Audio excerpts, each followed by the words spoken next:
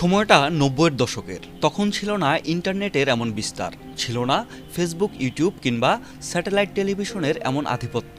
সে সময়টায় গ্রাম বাংলার ঘরে ঘরে জনপ্রিয় হয়ে উঠেছিল এক টিভি সিরিজ, আলিফ লায়লা। আলিফ লায়লা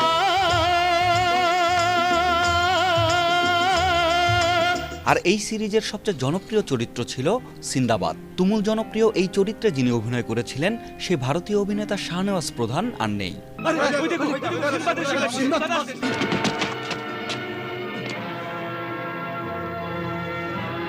ভারতের মধ্যপ্রদেশের রায়পুরে ১৯৬৭ সালে জন্মগ্রহণ করেন শাহনেওয়াজ।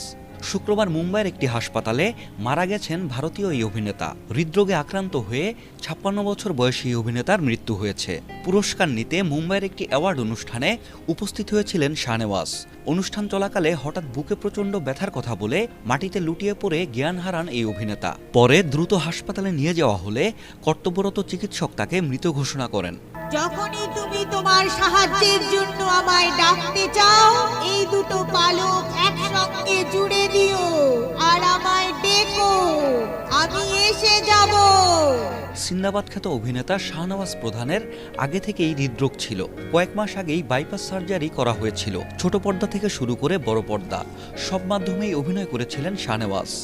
প্রধান চরিত্রে তাকে দেখা না গেলেও পার্শ্ব চরিত্রে অভিনয় করেও দর্শকের কাছে বেশ জনপ্রিয়তা লাভ করেছিলেন তিনি। ঘাবড়াবে না শাহজাদা, আমরা আপনারই গোলাম। কে তুমি?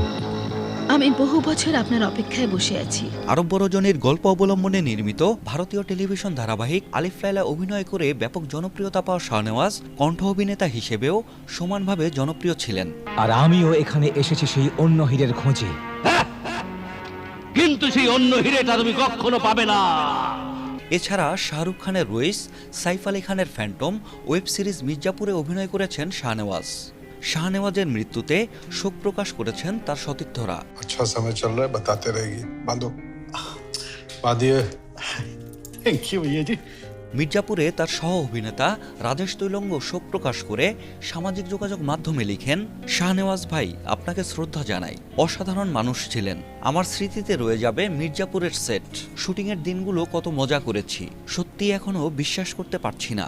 আলিফ লায়লা, আলিফ লায়লা, আলিফ লায়লা।